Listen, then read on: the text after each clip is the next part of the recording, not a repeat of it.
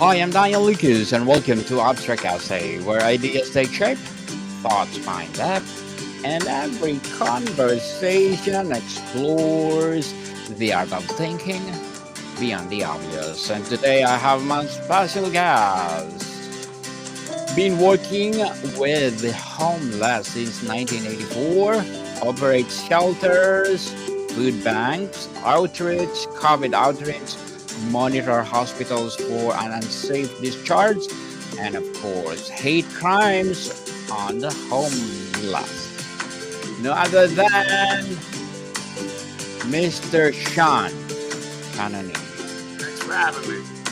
Welcome to Abstract Essay, Mr. Sean. And can you please introduce more something about yourself that I missed? Well, we just recently opened up a mass shooter prevention line, crisis rage hotline for potential shooters to call and get help since they're suicidal. We just opened that up last year. The phone number is 605 no shoot. So our goal is to get people who are in crisis, get them to call 24 hours a day, 7 days a week. They don't even have to tell us who they are. They can use a burner phone, and we want to talk to them to try to de-escalate them. Yes, Mr. Sean. Thank you so much for sharing your knowledge and wisdom to the world. And today, let's talk about why there is a homeless in America. Beyond individual stories, what are the target systemic factors that act of primary engines of homelessness in the US today? Well, a lot of people think homeless people are bums. They don't want to work. They want to be homeless. Farthest thing from the truth. Uh, they homeless people experience what we call barrier. For instance, it's just not one thing that keeps them homeless or makes them homeless. It's a multitude of things. For instance, if a person has a seizure disability, uh, number one, it's hard to get a job because no one wants to put you on a payroll. If you have a seizure at work, it'll be workers' comp if you fall over and hit your head, or too many times the ambulance comes and picks you up at work. So that becomes a barrier where people you become unemployable. That person may become homeless. And if they become homeless, they're sleeping in public streets because there's never enough beds. So what happens next? They get arrested for trespassing, get arrested for sleeping and lodging in public. So now they have a criminal record. Some of these people have 30, 40, 50 trespassing arrests. I seen a guy one time with over 1,500 trespassing arrests. So, how does a person get a job with such criminal activity? Someone runs them and they say, no, I'm not going to hire this guy. So, that's another barrier that keeps them homeless. Now, if they don't work, can't work, then what happens next? Their health declines. They have no health insurance. They don't have. If they get a disability check, the disability check may be $1,000 a month. I guess aside because they're not going to have a good work history because they've had a seizure disability. So now, how does a person live? There's no such thing as affordable housing anywhere in the country. We have Section 8, of course. So all these little things we call them barriers, and these barriers not only make them homeless but keep them homeless. And so when you see a homeless person on the side of the street, don't call them a bum. They're a victim of circumstances, and it's sad. True. Help them, people. If I Yeah. interrupt for a minute, what happens next? You get depressed, start using substances, alcohol, drugs. Hey, if I had to sleep on the street, I'd be drinking myself to bed. Trust me. And how has the widening gap between stagnant wages and the skyrocketing cost of housing directly fueled the crisis?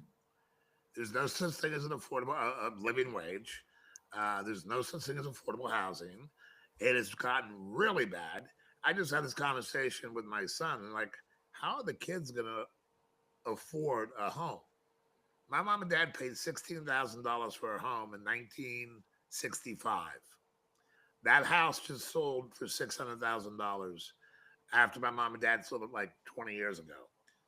How does someone afford that? Starting off a family, it's impossible unless you have two working parents who may have a total of three jobs.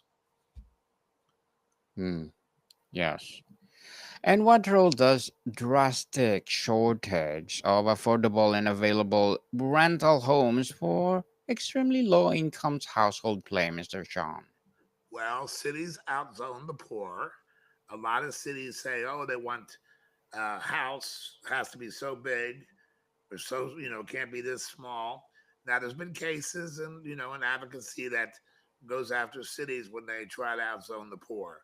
But like where I live, a one bedroom apartment, maybe $2,500 a month to rent.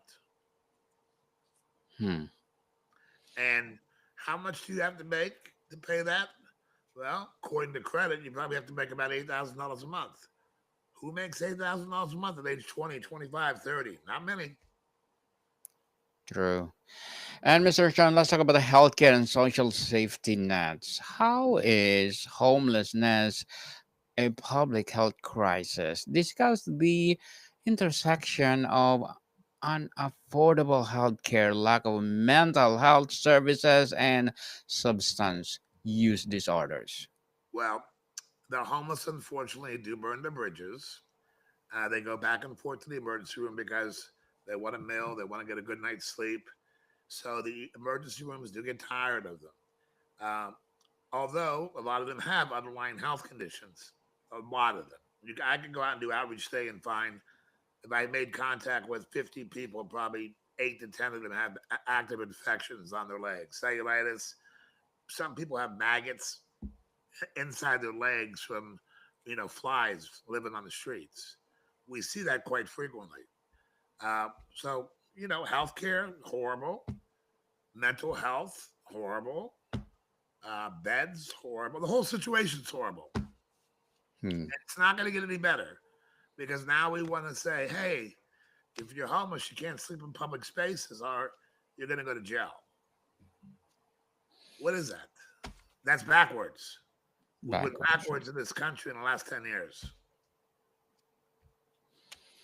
And what are the specific challenges for veterans who often face a combination of PTSD, physical injury, and difficulty were reintegrating into civilian life?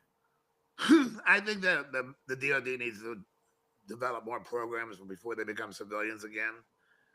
Maybe some good leave time before they retire, maybe a year before, maybe give them 2 months off where they feel not so structured. So when they do get out of the military, then they can feel that non-structured. I have a buddy of mine did 20 some years in the military, and he became suicidal because he missed the brotherhood.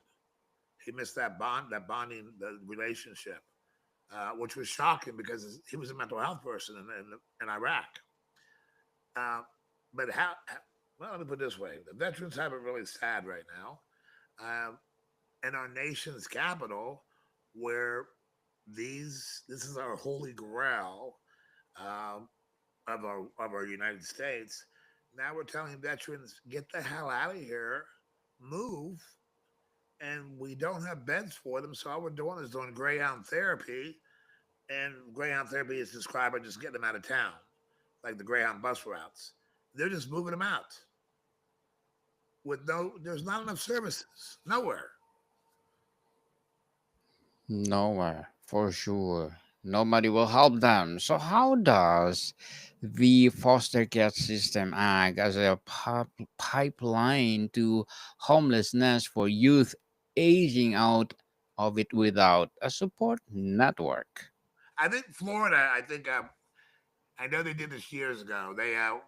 I think they got services up to 21 and even go further. I guess it depends on the state. Hmm. Uh, I've seen mm, maybe 20 kids, 30 kids who had services past 18. A lot of these kids had anger problems, been abused, hard work history. I got a guy right now, see, complete seizure history, who's had no luck ever at a job, except for one time he had a job for a year. His boss was sympathetic, but he functioned if you worked around his disability. Because what our agency did is we took the homeless who are supposed to be lazy and they ran our whole shelter system from sun up to sundown. They cooked, They work the front desk. We train them to be first responders. We showed them how to handle seizures, how to use automatic defibrillator. They gathered food and got it on an airplane to Haiti with 70 doctors for the earthquake. Homeless people did this. So they're not lazy. They work hard, and they're pretty smart. They may have disabilities, but they're very they can do a lot of things. Yes. So, Mr. Sean, let's talk about the policy and structural failures. What are the unintended consequences of urban renewal and zoning laws that have historically limited the construction of affordable housing?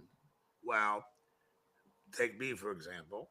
I opened up a shelter with not 1 ounce of planning. I found a guy on the street, took him to the hospital. He was very disheveled.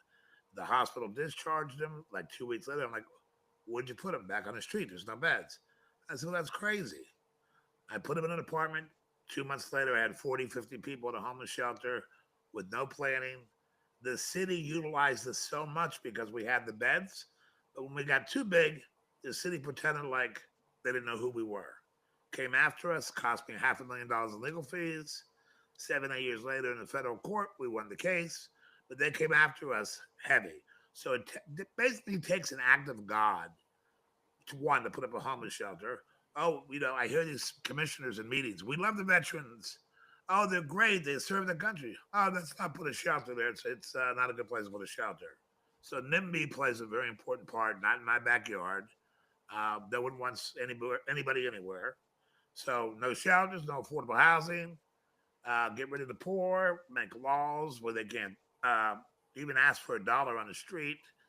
Put them in jail for sleeping on the bus stop. You name it, they've outsold the poor in this country. Yes, definitely. So, how does the criminal justice or justice system perpetuate homelessness? Down here, we have something called outreach. Uh, for some cities, it's a dog and pony show. The cops go out, make it look like they're helping the homeless, and some of them do. And then we have very good police officers who really go out and help the homeless. But some of these cities just do it as a dog and pony show, and it's kind of sad because some of those cops I've seen do some bad things, horrible things. But I have many friends who do it as police officers, and they do a great job at it. Mr. Sean, why is it housing first model is effective and yet is still so political challenging to implement widely? You know, we did housing first 25 years ago, but we didn't call it housing first. It was housing first with mom and dad living on the property. So giving them long-term housing is fine, but you got to have supportive services. I don't believe in the standard we're using now, where you just take a person who has so many problems and just put them in an apartment because it's cheaper to put them in an apartment than service them, and you don't require them to be clean and some housing first, which is great. They're still getting housing, but I think you need to have mom and dad on property. What I mean by that, you need to have a community. One community for the homeless who are housing first, or if they fall, we pick them back up. If they go out and relapse, we pick them back up. We don't discharge them, and we're always there to assist them. Mr. Sean, let's talk about the demographics and specific populations. We often see single adults, but what is the shocking reality of family homelessness and how does it differ in cause and solution?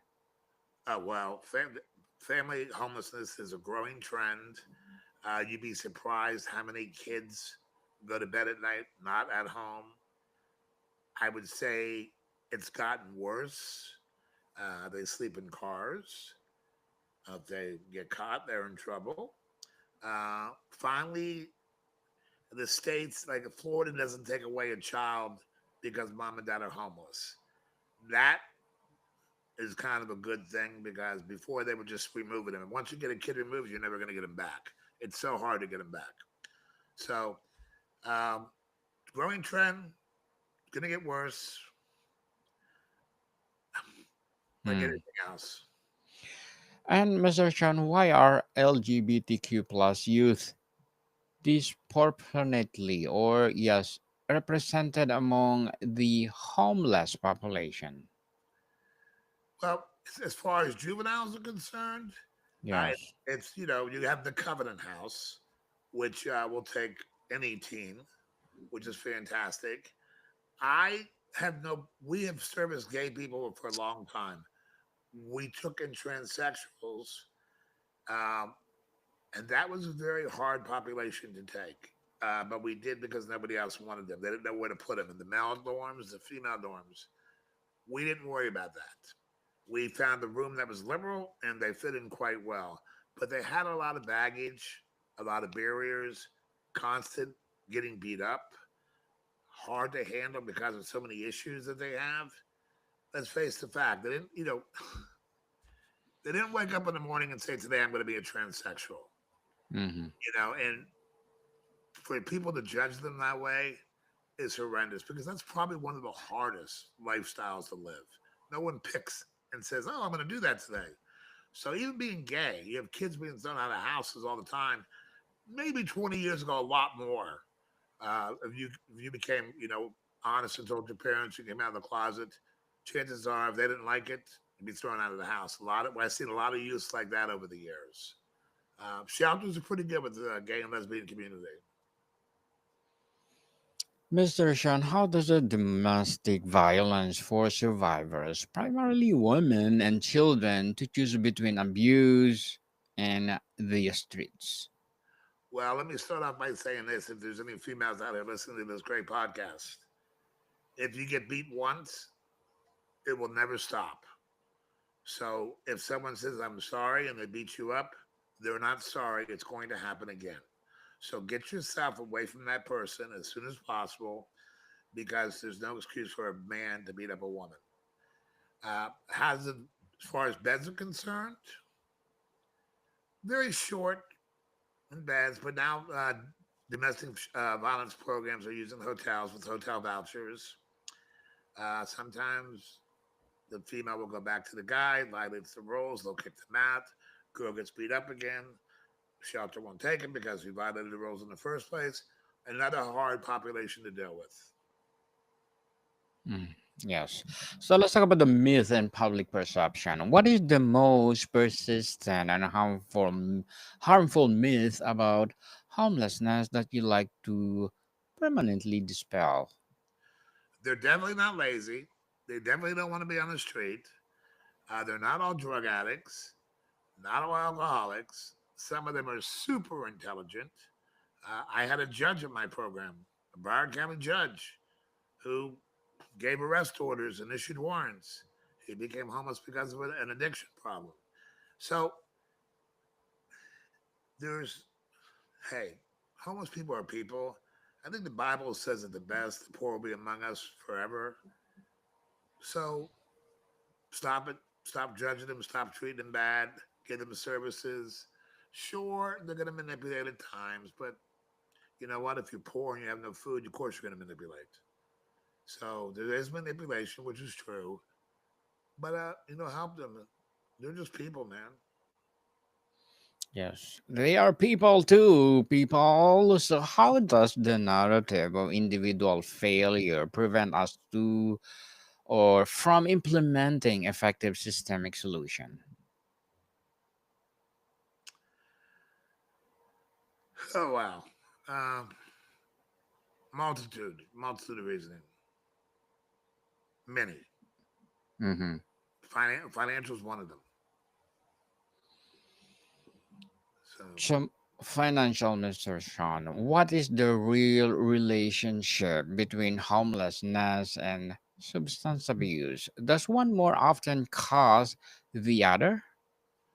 well, substance abuse will cause a person not to go to work, which will therefore make them homeless. If they're not addicted to alcohol or drugs when they hit the streets, like I said earlier, that I would drink myself to sleep. So yeah, you become addicted very easily on the streets. Uh, not all homeless people out there are drinking and drugging. A large percentage of them do not do it. And a large percentage does do it. So some estimates I've heard 30, 40%. I've heard 10%. I've heard people who are very right saying 80% of people are addicted to drugs and alcohol that are homeless. I guess it depends on what population you're doing your sample from. Mm. Mr. Sean, let's talk about the solutions and pathways forward. Beyond emergency shelters, what are the most evidence based long term solutions that have proven to work in cities that made progress? We will have the poor among us forever. Um, Give me an example. So, shelters have some messed up rules, and some people don't want to go to them. Even our shelter had some rules that we had to apply because of group living.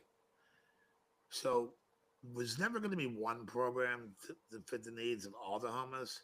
There has to be several different types of programs where, again, if I won Powerball tomorrow, the first thing I do is buy 5,000 acres of land in Florida and open up a town for the poor in the country and say, come to me.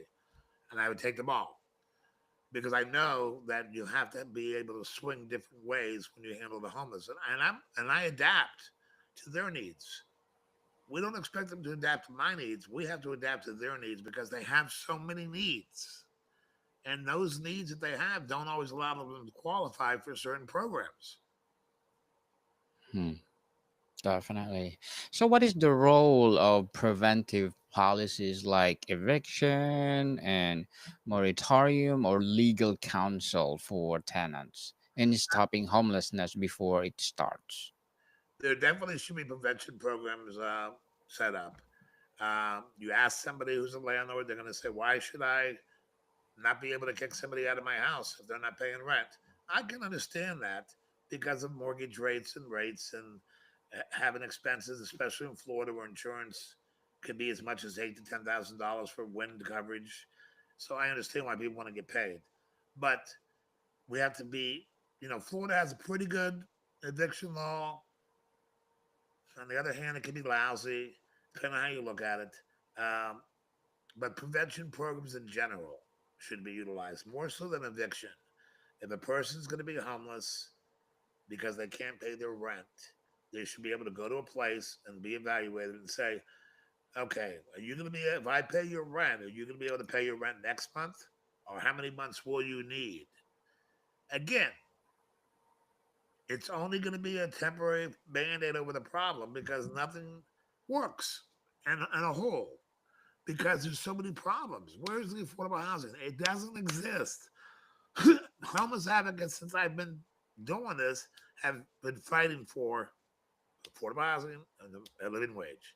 And again, it doesn't exist. Sure, there's some Section 8 out there, but to get on the list, it's hard to apply for when you're homeless.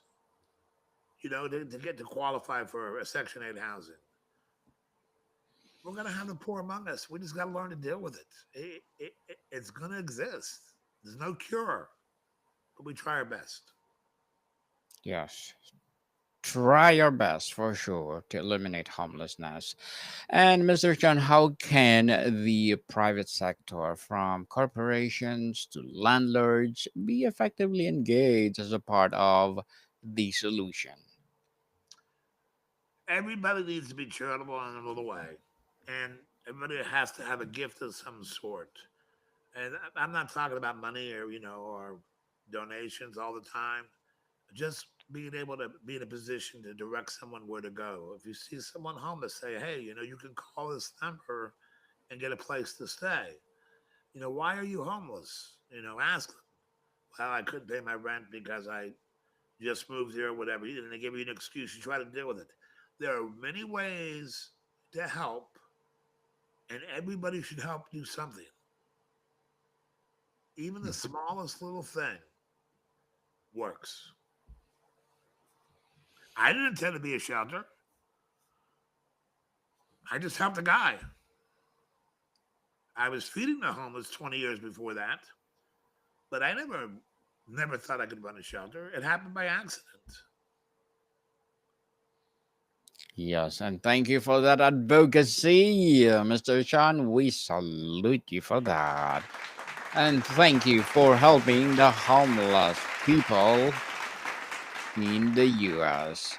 So let's talk about the personal action and hope. For someone listening who feels overwhelmed by the scale of this problem, what is the concrete or what is one concrete effective action but they can take in their own community to help? Well, every county in the country has what they call a coalition. Or you can, a person, if they may live in an area they can call the National Coalition for the Homeless in Washington. I was a board member there for a while. They can tell you where you can volunteer at, get involved in that way. Unfortunately, you get arrested these days if you feed the homeless. So be very careful that you're allowed to feed the homeless in the community. A good friend of mine who was 98 got arrested several times for feeding the homeless. Um, but yeah, just try to get involved. Help. Simple. Again, I didn't plan to do what I did. Mm, It's yes, possible. One person can make a change. And if make you can't do it, you pray. make the difference for sure. Mr. Sean, before we wrap up our discussion for today, I'm inviting you to please do listen to my other podcast, people. My other podcast, because my abstract essay is already in fifth season, abstract poetry in second season, and my book 101 review in fifth season too. Comedy 101 in second season, and my food 101 in fifth season as well. Geography 101 in fourth season, and my baby podcast Law 101 and mental health 101 love letters in third season, and movie 101 review and music 101 in fourth season, and science 101 and sex 101 in its fourth season. Please listen to them wherever you listen your podcasts. So, what gives you hope for shows you have a model, or you a model of a community that is successfully reducing homelessness? Our shelter in itself was a community. So, it, yeah, we're a community. And there needs to be more people who are active in their community to help. Mr. Shan, thank you so much for sharing your knowledge and wisdom to the world. So, can you please invite our listeners to support your advocacy, your projects, or anything you want to promote? Yeah, they can go to either www.massshooting.org or the homelessvoice.org. Yes. Yes, people, let's support Mr. Shan because if you support him for sure, more and more and more empowering advocacy to come. So, Mr. Shan, thank you so much for your time. Thank you and have a God pleasant night. Monica, people, see you soon.